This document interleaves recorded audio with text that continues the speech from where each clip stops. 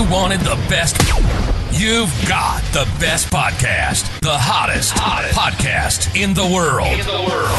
The Chris Voss Show, the preeminent podcast with guests so smart you may experience serious brain bleed. The CEOs, authors, thought leaders, visionaries, and motivators. Get ready. Strap yourself in. Keep your hands, arms, and legs inside the vehicle at all times, because you're about to go on a monster education roller coaster with your brain. Now, here's your host, Chris Voss. Hi, folks. It's Voss here from thechrisvossshow.com. And ladies and gentlemen, the Iron Lady sings that makes official. Welcome to the big show. For 16 years and 2,800 episodes, we're bringing you one of the oldest podcasts, still broadcasting regularly on the Chris Voss Show. Be sure for your family, friends, relatives, all those good people, guilt and shame them into subscribing to the show. Nah, I don't do that. I'm just kidding. But, maybe, I don't know, take them out of the will if they don't subscribe. Anyway, go to goodreads.com/Chris Voss, LinkedIn.com/Chris Voss, Facebook.com/Chris Voss, and YouTube.com/Chris Voss. Today we have an amazing young lady on the show. We're going to be talking about her book. I'm really interested in this because this is something I've often wondered about with the rise of social media, watching it, being one of the early top 1,000 people on Twitter back in the day, and often wondering what the future was going to hold, especially we'll get into her book and see if this is included in it. So it is entitled Follow, Subscribe. No, I'm not selling you on what to do with the show. Follow, subscribe, Influencer Kids and the Cost of a Childhood Online, out April 7th, 2026 by Fortesa Latifi. We're going to find out what more about these details are and all the great things, harm we did to our children as Gen Xers and millennials, I suppose. She is a senior writer at Yahoo and the author of the aforementioned book. She has bylines in the New York Times, the Washington Post, Rolling Stones, and more, and she's reached the pinnacle of her career on the Chris Voss Show. Welcome, Fortesa. How are you? Thank you for having me. I'm really glad to be here. Thank you for coming. We certainly appreciate having you. Give us your .coms. Where can people find you on the interwebs? Yeah, you can find me anywhere on social media at HiFortesa, HiFortesa. And I also have a website, FortesaLatifi.com. So give us a 30,000 overview what this book is about. Yeah, I mean, if you've ever wondered what it's like to be a kid influencer or to be the child of a family blogger or mom influencer, that's the question that I endeavored to answer with this book. Mm-hmm. Was any of it personal? Did you go through any of that when you were being raised? No, I didn't. I definitely chose my own online footprint. I'm 32 years old, so I started on MySpace in middle school, but I chose that myself, and I think I was very lucky to be able to do that because there are things that I wish I hadn't put online, but at least I only have myself to blame. There you go. So what turned you on to the subject? What was the proponent, that aha moment that made you go, I need to write a book about this stuff? Yeah, a few years ago, I wrote a story for Teen Vogue that went totally viral, and it was about a family vlogging kid and what it was like to grow up in that world. And it was really the first time anyone had talked to one of these kids personally and said, what was this like? She just said some really striking things. I mean, she said that her dad told her, I'm your dad, but I'm also your boss. And that basically that her entire childhood and adolescence was made up of this YouTube channel, which had billions of lifetime views. But if it were up to her, none of it would exist. And she told me, if I could tell my parents anything, I would tell them nothing they do now will take back the years of work I had to put in. And so after I wrote that story, I was like, this is not the end. There's so much more. I have so many more questions. And so I kept writing, and then I got the book deal. Congratulations on the book deal. That's awesome. And like I say, I'm really interested in this. As we were seeing the emergence of social media, I was in Twitter early and a social media rock star back then pretty early. And one of the questions we started wondering, because people started sharing their children's pictures online as babies and, sometimes them naked in the tub and stuff. Totally. And you're like, do you understand how dark the world is out there? Chris Hansen shows how dark it is sometimes. And you're posting, this up, and hey, you're a parent, you love your children, you want to share for grandma and grandpa, but you're like, no, this is open on the worldwide dark web. And then the questions started gearing back then. I think it was like 2014, 2013. We started this question of what are people doing to their children, either making them influencers or publishing, some of their maybe private, intimate moments. You know, today, so and so ate a frog or something. And and you often wondered, and then of course the way men and women were behaving online, and you're like, your children are going to grow up and see this, and probably what's worse is their schoolmates are going to. We're going to go cringe, and no one wants to have that. So do you talk about some of these subjects in the book? Yeah, definitely. I mean, I think the point that you brought up about, predators seeing this kind of content, I think, 10 years ago, we can kind of say that people didn't really know the extent to which this was a fear that was actually real online. I think now we have reached the point where we are all aware of the realities, risks. And so those were some really difficult conversations that I had with the family vloggers and mom influencers that I interviewed for my book, where I said, we know that this is a risk, and how do you handle it? And, for a lot of them, it seemed like they were grappling with this risk in a way, but it wasn't really changing the way that they showed up online. And parent myself, that was really difficult for me to understand, because if you're getting messages about your kid in this way or comments, like, I can't imagine just continuing on the same path. And I think I felt a lot of sympathy for these parents in a lot of ways.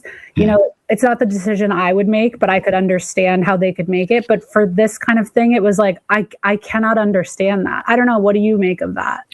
I feel there's a bit of narcissism there, and maybe it's to make money, and there's a little bit of thing there, but and that's coming from me, a narcissist who thinks that people give a shit what my opinions are on a podcast and everything else, like I've heard it all over the years, but we've been 18 years on YouTube and 16 years on the podcast, and then on social media since I did the MySpace thing, and then that went down. Then you did the Facebook thing, but it really seemed to hit. What was it, like 2009? I think 2008 is when I joined Twitter, and that's when it was really starting to turn into this whole thing. But it's one of the things I've seen.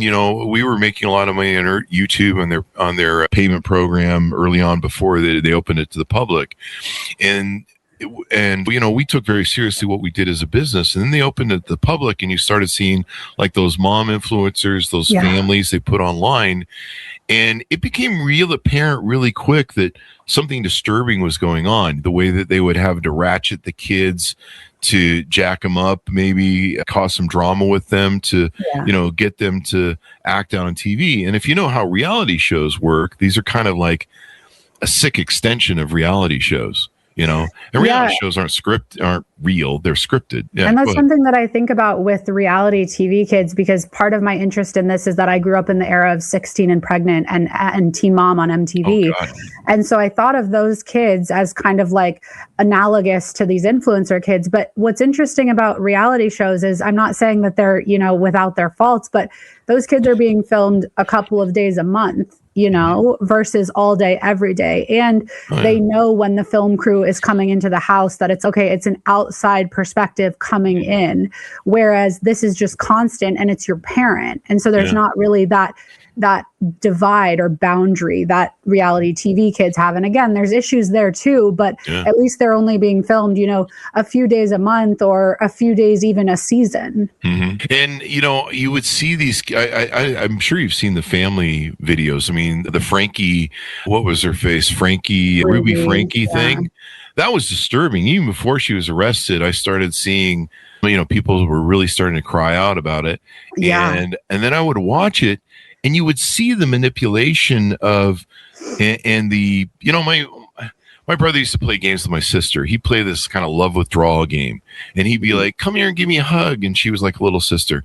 And then she would come forward, and he'd run back and go, I fooled you. And she'd cry. She's so sad. And then he'd keep doing it. And it was just mean. And you would see the parents kind of operating from the same, sometimes trying to make the kids cry and be mean. Oh, you didn't clean your room and you're going to be punished. And the Ruby Frankie stuff was disturbing. Like when I heard her brag about how she took the bed away from her kid or something. Yeah, for 7 months. And she also had another, and obviously that's terrible, but at least I guess, I don't know, the kid was a teenager. It doesn't make it any better, but she also had this video where she said that her 5-year-old, who was in kindergarten, forgot her lunch at home, and she went to school without a lunch, and the teacher called, and Ruby said, I'm not going to bring her lunch because she needs to learn that like this is responsibility. And it's like, have you never forgotten anything? She's a 5-year-old. She's hungry.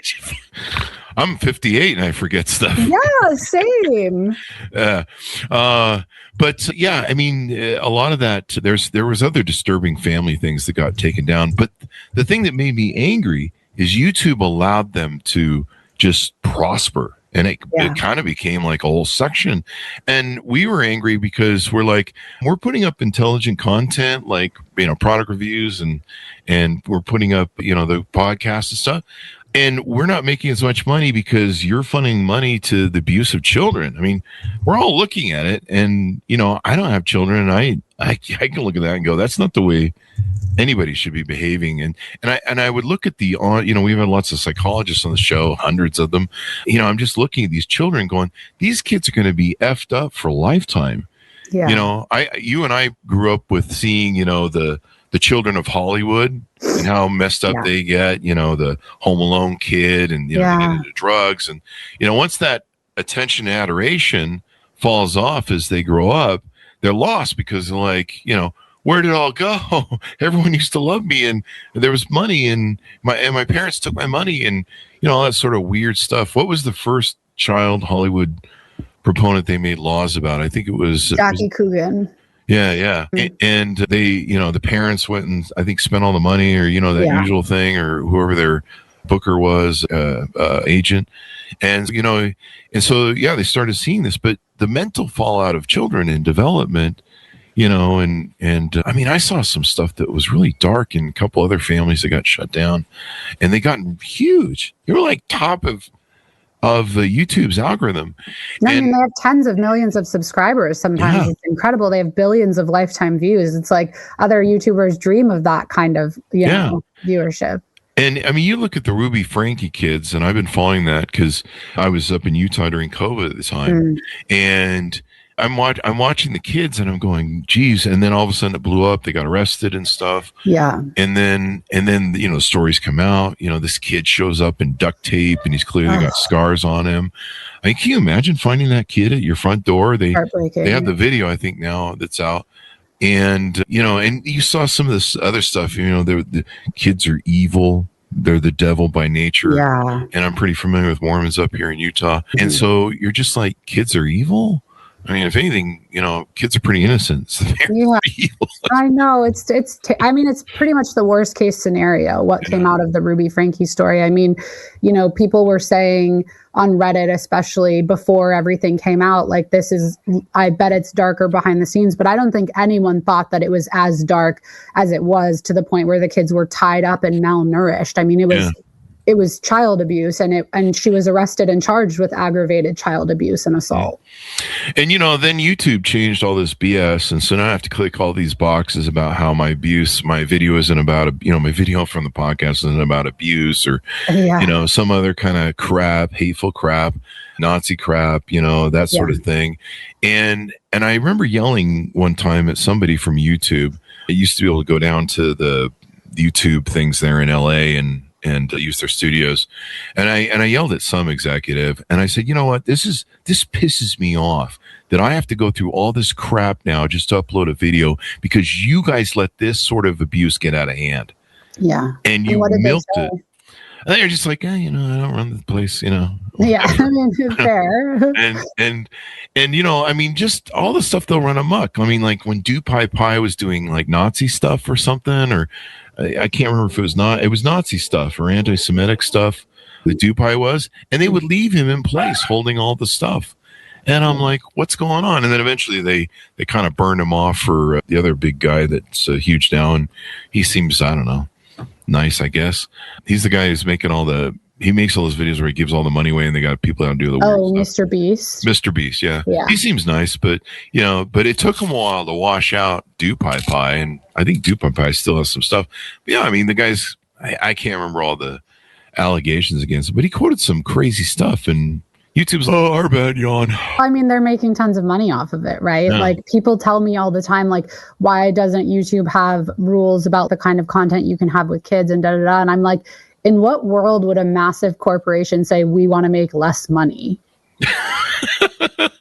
And I think it maybe have been too late to get in the book, because I know with the big publishers, sometimes you can have 6 months to a year lag between final edit and publish.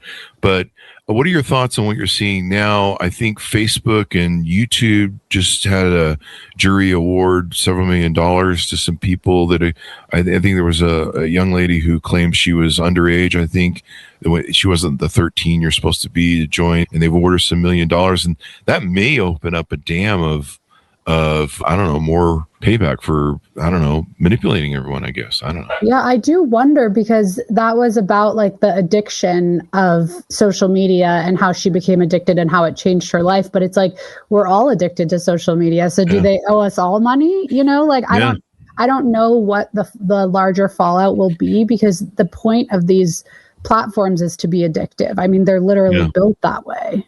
Yeah, we need to really start looking at the addiction things, because it's a dopamine hit, right? That people are addicted to.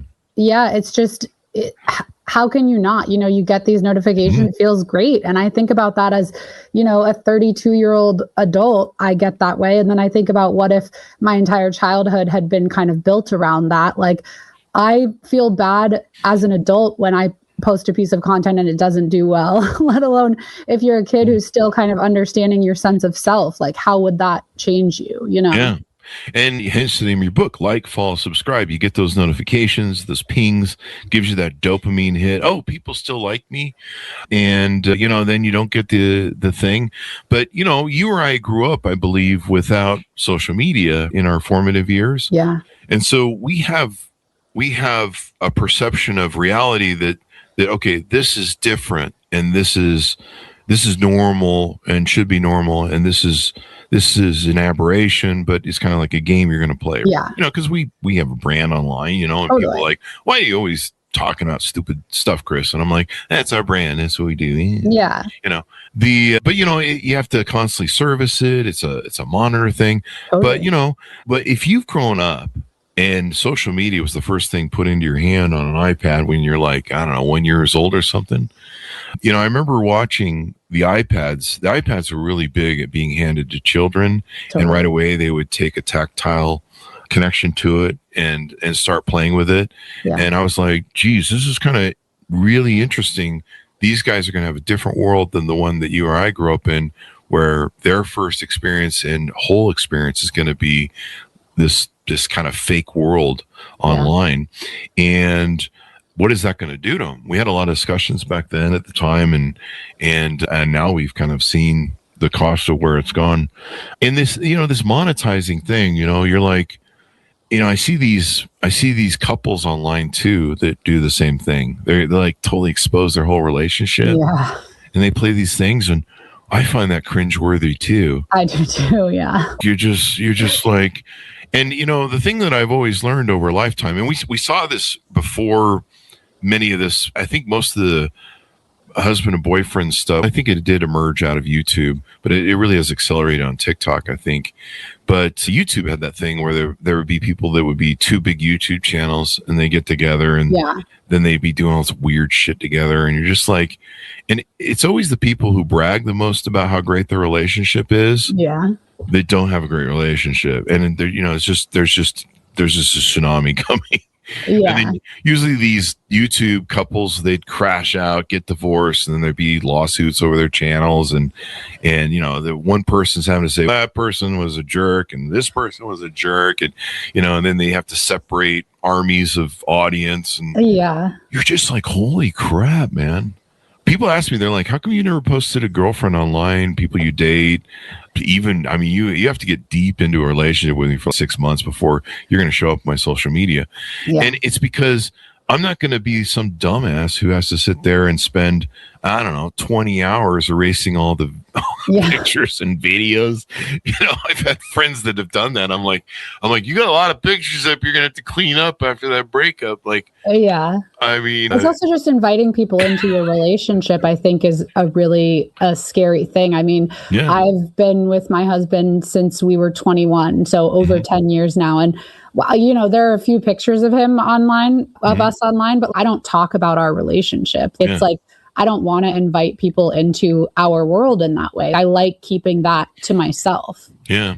And there's a lot of these people that, I'll see this thing where they're doing candid camera. I don't know what you call it, hidden camera things. I mean, a lot of times they're fake. So I don't want to get that confused with the other, but sometimes, they'll just turn on the camera just to exploit their husband, or look what my husband did today. He didn't close the dishwasher properly or something. Yeah. Can you believe I have to live with this man?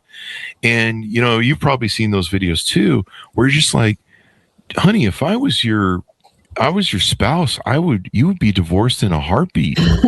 But you wonder if they know that this does really well, and so they're kind of in on it. You know what I mean?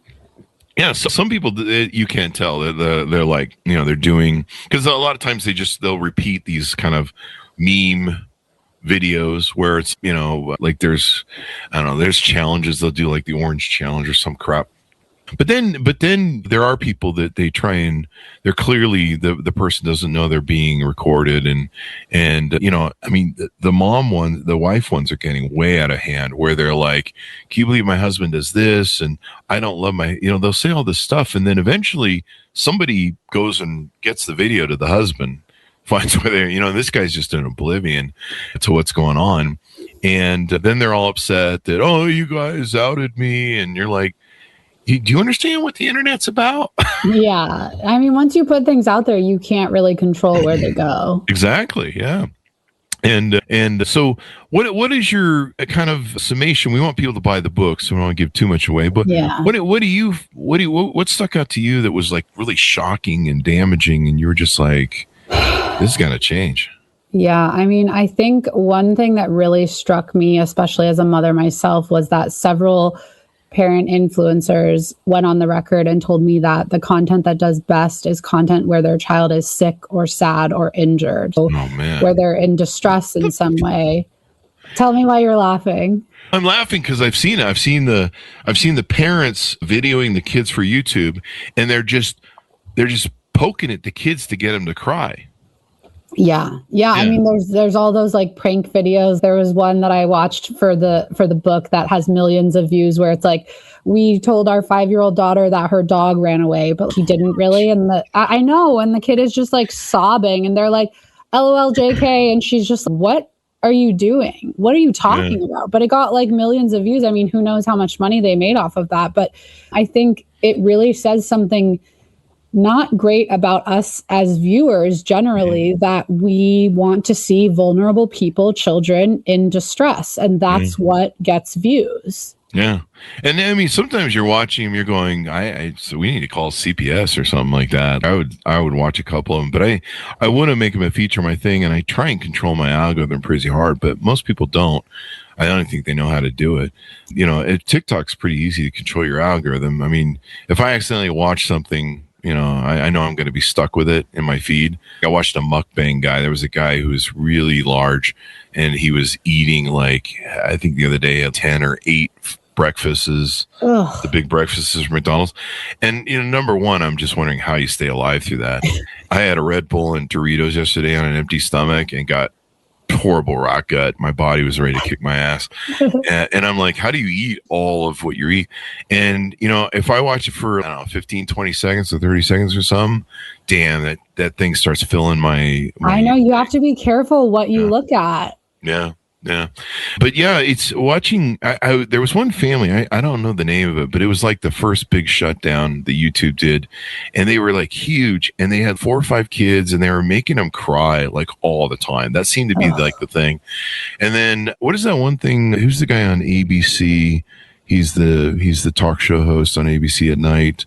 I can't think of his name, but every year on Halloween, he does a thing where he wants parents to mail in their Jimmy videos. Kimmel, yeah. Jimmy Kimmel. And I like Jimmy Kimmel, but they want him to mail in. I hate those videos. Those videos where they tell them they ate their Halloween candy. Yeah, I hate those videos. Make me so sad. Yeah, it's not right at all. Yeah. I mean, those kids are going to be scarred for lifetime over some of that stuff. I mean, come on, you're gonna. And as a child, how can you trust your parent at a certain point? Yeah. There has to be some sort of clarity. I had a clarity with my father because he had a temper and he emotionally wouldn't control his emotions and would lash out at us if he had a bad day. And it eventually became a pattern consistent where I was like, okay, this man is fallible and he's not, he would come and apologize. And the next day he'd do it again. You're just like, you're full of shit. Yeah. At a certain point, you start to, form your opinion. You start to form your opinion and go, my parent really isn't that good of a parent. And I don't think other kids are going through this. Yeah. And then you've got distrust but these kids are getting it like early on. They are. And I mean, I think this is something that I think about when I see these videos of children in distress, especially in some kind of like medical distress. Like I think about what my daughter would do. She's almost 2.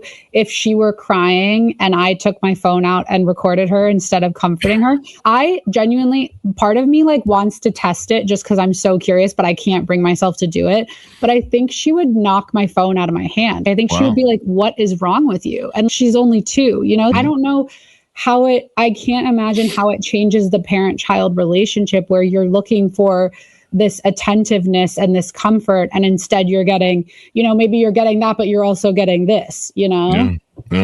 And I mean, there was a gal we had on like years and years ago, probably 10 plus years ago. This is still the emergence, probably 2012, 2013, when we have these discussions. And, she had figured out that I think somewhere around that time is where some guy was on parole. He was on maybe he was on parole. He was on a thing where you couldn't leave an area. Sure. He had a thing and he was a child molester and he decided to go on the run and left town and they were looking for him because he, was a child molester and he drove up to some family, I think in Montana, saw just a cute young girl wearing a bathing suit, as kids do. We're out, playing in the little pools there and doing our little things. And, he went and killed the family and yada, yada, yada. And so just off of seeing that one image, that's what made him go.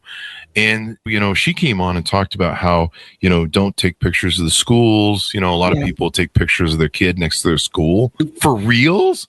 She would even take off the EXIF data off the photos. And the EXIF data will show location, of course, other details of the photograph. And she's got to take that off.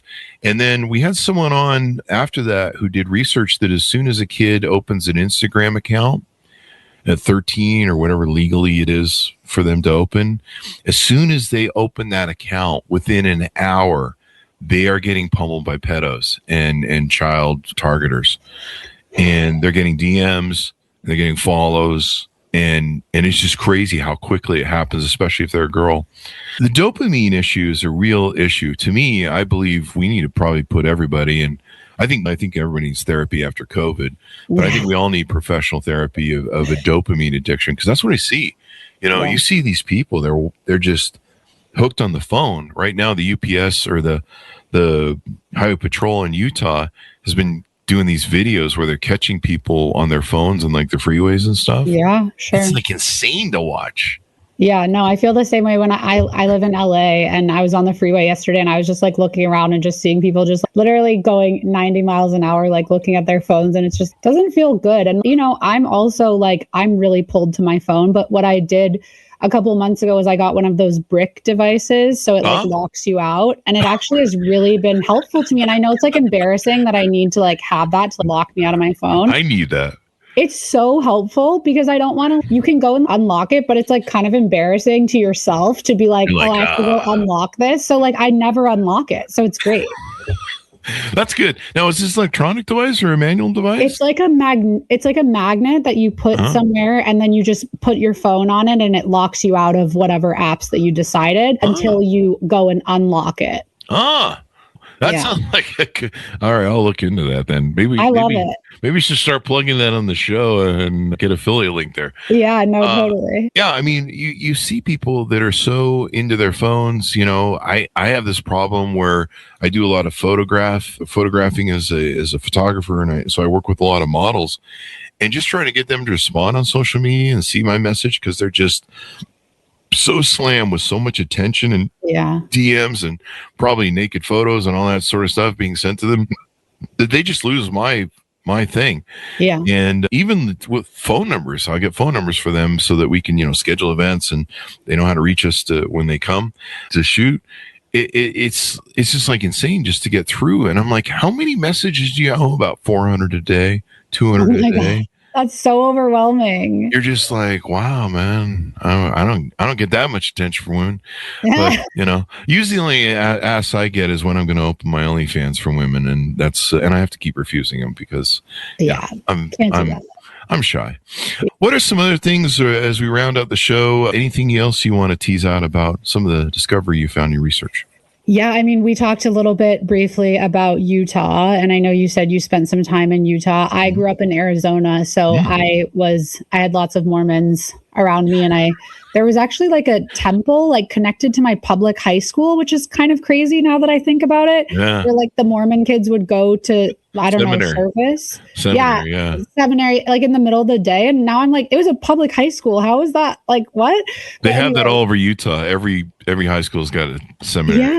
Yeah. It's so interesting. But and you're like, they get credit for this? I know. Can I start going? But so I really had a question in my book about why so many prominent family vloggers and mom influencers are Mormon. Really? And is that a thing then? Oh yeah, completely. Wow. Yeah, I mean, if you think about the Frankies are Mormon, and I guess I don't know if they still are Mormon, but many of the top family vloggers and mom influencers are Mormon or Mormon adjacent or were raised Mormon. Wow. And I have an entire chapter on why that is. And I also found out some pretty juicy things that have some Mormons really, really mad at me.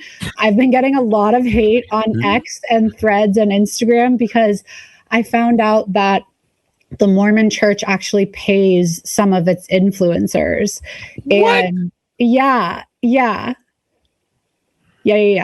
And people are so angry at me. Do you know people are telling me I'm going to hell? And I'm just like, for bearing false witness, which like I'm not bearing false witness. So like I'm 100% confident in what I've reported and I know that I'm right, but people are so mad at me. I've never gotten this level of hate online and I've been online for 16 years. Yeah. Well, I mean, I've dealt with the Mormons we moved to Utah when I was 13 or 14. Yeah. And so and we were Mormon back in California, but there's a difference between out-of-state Mormons and in-state Mormons. Tell me is it just more intense in Utah? More intense might be an understatement. Yeah. Like a lot of people leave the church when they come here if they've lived out of state because they're just like, you people are way into this, like too much unhealthy. Yeah, like you've taken it too far. You've taken it too far. Yeah. And I don't know if that's what it's like if you move to Vatican City and hang out there and you're not Catholic, or maybe you're Catholic and then you get there and you're just like, okay, this is a little much. Yeah. But no, I get it because I've been, since high school, I've been called the kid of Satan and persecuted insanely because I left the church at 16 or something. And the cult. And but that's kind of wild. And, on one hand, you say that and I go, wow, that's really interesting that silos that way. But on the other hand, from what I know of Utah, I'm like, yeah, that actually makes sense. I mean, also the Mormon church is the richest church on earth. They're worth $239 billion. So it does make sense. And, when I asked one of the Mormon mom bloggers who had done a deal with the church, why are they doing this? She was like, what's more effective, to missionaries going out or them putting an ad on my blog where I have 1 million visitors a month? And it's like, it makes so much sense. And it's interesting because it wasn't like explicit in a lot of cases. It wasn't like, oh, come with me to an LDS service or seminary or whatever. It was this really funny example that she gave me where they gave her a bunch of rotisserie chickens and she went and gave them to unhoused people. And so the photos were like this beautiful blonde mom with her beautiful blonde children, like giving charity to unhoused people. And then, it's like subtle. I mean, not that subtly, but it's subtly an ad for the church, because it's look how beautiful she is and look how charitable she is. And everyone's she's not so happy. tagging the Mormon church, but it's, yeah, exactly. And she has these beautiful blonde kids and she's, whatever. But it's not like she's like tagging the church, but it's an ad for them subtle. all the same. Yeah, it's a wink and nod. It's a subtlety. Totally. I mean, we do that when we promote stuff and stuff. Even when people come on the show, I mean, obviously they're selling something when they come on our show, and they're plugging something. Everyone's plugging something. Yeah. And so you try and, educate people like we're doing right now, and share with them instead of just going buy. Yeah. Right. I know. And it is uncomfortable, like obviously I'm out here trying to get people to buy my book, and it is really uncomfortable, but I'm also like, it's so fascinating. Like I've spent the last 3 years of my life, like figuring out all of this for you, for everyone. And so obviously I want people to read it, but yeah, it is difficult to be that kind of like salesperson. Yeah. I don't want to blow the book, and I need people to buy the book for us, but can you elaborate a little bit on why you think it's mostly the Mormons?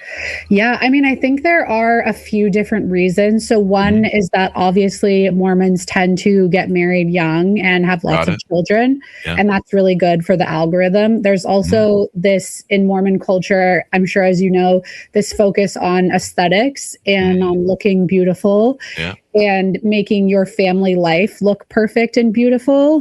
And then also Mormon women especially are taught to journal from a very young age. So they are kind of, I mean, if you think about it, they're young women who were taught to stay at home and make their lives beautiful and make themselves beautiful and their children, and they're used to recording everything they do. And so they're just kind of like perfect influencers. Let me throw you my theory, and you've done the research, so I'm going to default to you, but I'm going to toss you out what my theory and experience has been. I've been a realtor here. We had a mortgage company here for nearly 20 years in Utah. I'm visiting my mom up here. I've got a sister in a care center, so I have to come back and forth between Vegas. And you hit on the one important factor. They have children at a much younger age, but they also get debt loaded. Because of that, they go buy a house right away. They go buy the van right away. Interesting. They're loaded to debt up to the hilt. It's changed now, but 40 years ago, 20 years ago, they get married at 18. They're buying all the things you need to have a family because they're having a family. Yeah, and they are debted to the teeth within a few years, and so they're desperate. They also breed on average one more child than the average the rest of the people in the nation do. Yeah. So I think it's like 0.9 now, but even then that's now falling off with what's going on with everything. But that's where they were. And so they're broke. They're just freaking broke at a very early age. Some of them don't get to go to college to develop a healthy career. And then, so they're having, instead of what is the national average is 2 kids, they're having on average 3. But Mormons usually, there's a lot of indoctrination that comes around. I think there's plenty of video of it where Mormon leaders have said, your job is to, have as many rabbits as you can. Yeah. And, I've known families that have 17 kids, and this all comes out of one woman, which is hard to imagine. Nightmare. My business partner, I think they had 15, 17 kids. And as a realtor, I got to go into a lot of homes, especially in my mortgage, and see how these people live. And the presentation of, everything's great. We have 10 children. You go inside the house and you get hit with the smell of dried food into carpets and human sweat into, a 1,000 square foot Rambler home. And you're like, there's 10 people living here, and there's bunk beds for the kids, and it's almost like a dormitory. And I've been in some of the polygamous campuses and homes too. They actually have lockers for the kids at the door for the coats and the stuff. It's almost going to school. Yeah. And so they're broke. And, early on in the 90s, me and my business partners, we found that if you really wanted to make money that involved consumers, you had to own 2 or 3 multi-million-dollar companies, because these people couldn't spend money for for anything because they're broke. If you got 9, 10 kids, 5 kids, you're was the old thing about parenthood. They always joke about having kids is like just taking all your money and throwing out the window every day. Yeah, it feels like that. Yeah. I mean, you love your kids, but they're expensive. That's why I didn't have any. Yeah. I have Huskies and they're half as expensive. Yeah. Plus I don't have to deal with teenagers or dating or anything like that. They're do their thing. But that's kind of one of the things. They're really broke. Mm-hmm. And I wonder if that brokenness and that desperation leads them down to these paths, because we've seen so much of that. We're like, I want to be an influencer. Shut the hell up. I know. It's like what most people want these days. And I mean, I don't think you can really blame people, because you look around at the job market, you look around at the way that the dollar doesn't stretch the way it used to, and like who is living a really nice life in this country? Like billionaires, athletes, and influencers. Yeah. And then the amount of influencers you find that are complete frauds, like even in the early days of Twitter and stuff, when there was like the big social media experts, the rise of all that kind of jive, the gurus of social media, I would go to the LA parties in Hollywood and hang out with all these top influencers back in the day. And you would find out they were full of crap. Like the dating influencers would tell me, they'd be on TV and have books on dating. And then you'd meet them and they would be the most worst people. You're like, no wonder you can't get a second date. You're awful to be around. No. People that would talk your ear off, and you're like, I'm going to have to murder myself just to get away from this person. Yeah. And they don't stop long enough. And they don't stop long enough to take a breath for you to interject. Yeah, I got to go. My grandma just died, I'm sure. I just felt it in force. And I remember there was one dating gal who's like huge, and she was insufferable to talk to. And she was like, I think in her 50s, and she was she just thought she was a Jewish princess from heaven who, and she would just scurry men. Oh, this guy shows up and he was balding. And I'm like, honey, I don't know if you got mirrors in your home, but you're no spring chicken either. I'm not a spring chicken either, so I can throw rocks. Yeah. And then they would tell me stuff like, I haven't been able to get a second date in years. I have been, intimate with a man in years. And I'm like, wait, you're charging women tens of thousands of dollars to tell them how to date and get a relationship. You can't even get past the first date. Yeah. I mean, it's all smoke and mirrors, right? Oh yeah. I mean, I've had guys that said they were top coaches, that they, and they're making all this money off of high dollar amount executives and stuff. And I'm sitting there just going, I'm just a loser. They seem to be getting more grief. Turns out they'll find out 2 years later. I had this happen with 2 friends of mine.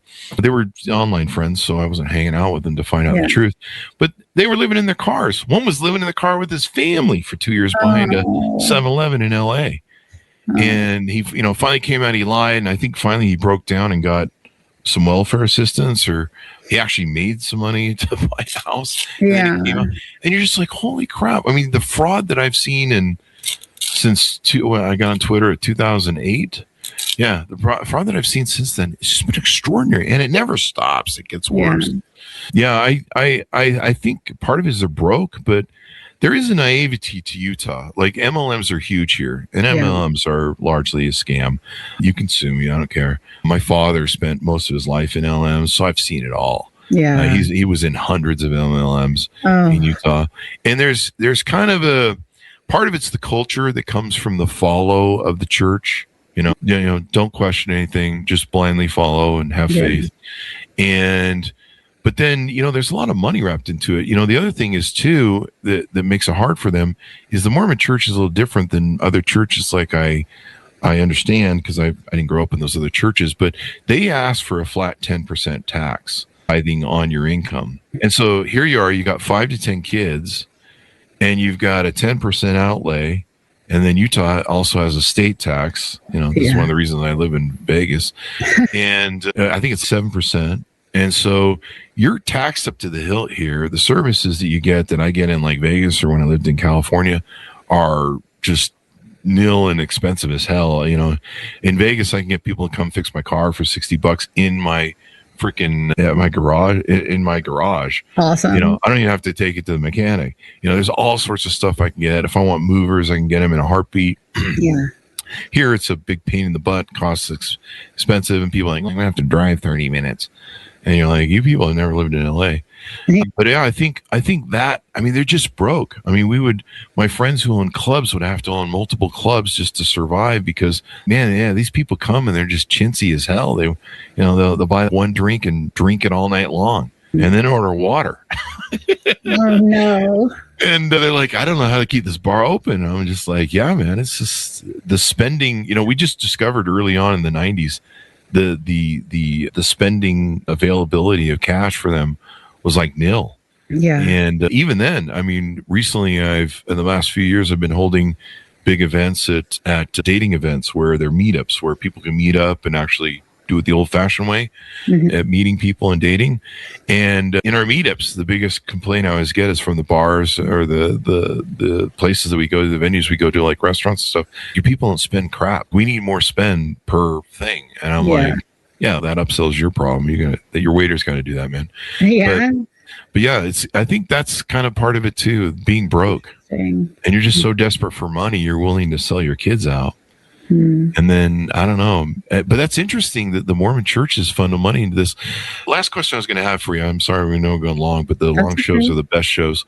Yeah. This gal, the Mormons, the show I'm talking about with the girls, it's like the housewives of whatever. Oh, Secret Lives of Mormon Wives. Secret Lives of Mormon Wives. Yeah.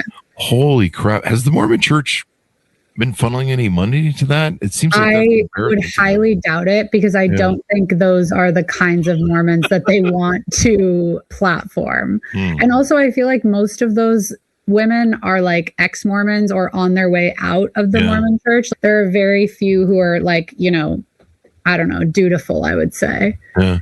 And then to see some of the abuse that just recently took line, I know. I was just like, what the hell? I know. And that opened a Pandora's box on the internet where all these people were saying that it's reactive abuse. And so abusing men and hitting men is okay. Physical violence, domestic violence is okay if it's reactive. And they're like, she pushed him to that point. She's an alcoholic, and you can look at her and go, you have a problem. You have lots of problems. And they just keep airing it. And evidently, ABC or CBS or whoever runs that show, The Bachelor, they knew about the video and that about the charge for domestic violence. And I guess there's maybe more coming or something, but they knew, and they were still going to platform that crap.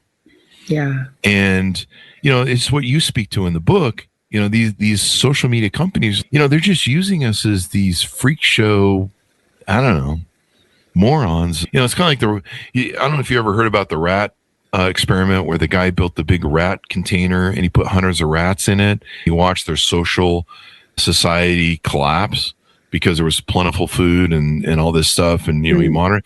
It's almost kind of like we're just like rats in a maze for Mark Zuckerberg, Yeah. Yeah, totally. Let's see what we can get these monkeys to do. Yeah. Meanwhile, he's just billions of dollars. And Fortesa, give us a final pitch out on the book.com is where people can find out more and learn more about you. Yeah, you can buy this book wherever you buy books, Amazon, Barnes & Noble, your independent bookstore. You can find me online at Hi Fortesa everywhere. This is the content that I make every day. And yeah, if you've ever wondered what it's like to be a kid influencer or what these parents have to say for themselves, that's what my book answers. And it's on my audiobook, folks. I bought it and definitely going to read it. So it'll be interesting to see. Yeah, it'll be interesting. At first we couldn't see how this was going to turn out because you can't ask children, like, is this going to fuck you up? Yeah. What do they know? But now I think there's enough time that's passed where you can talk to these kids, and those Ruby Frankie kids, I've watched their videos after, and they've finally been able to speak their truth and stuff. They're going to be effed up for life.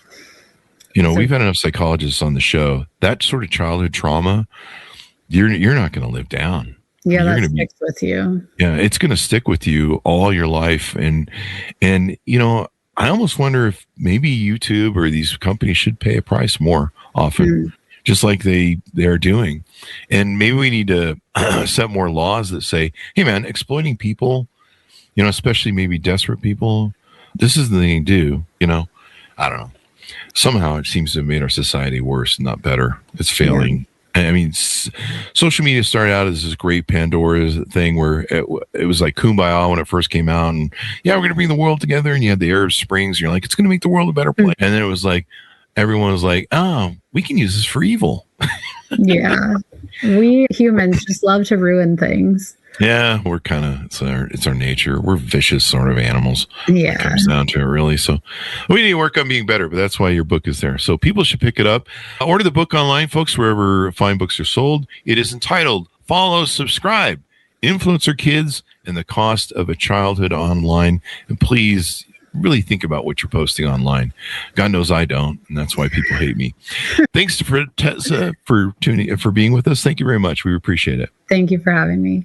Thanks to our audience for tuning in. Go to goodreads.com/Chris Voss, LinkedIn.com/Chris Voss, Chris Voss 1 on the TikTok, and all those crazy places on the internet. Be good to each other. Stay safe. We'll see you next time. You've been listening to the most amazing, intelligent podcast ever made to improve your brain and your life. Warning, consuming too much of the Chris Voss Show podcast can lead to people thinking you're smarter, younger, and irresistible sexy. Consume in regularly moderated amounts. Consult a doctor for any resulting brain bleed.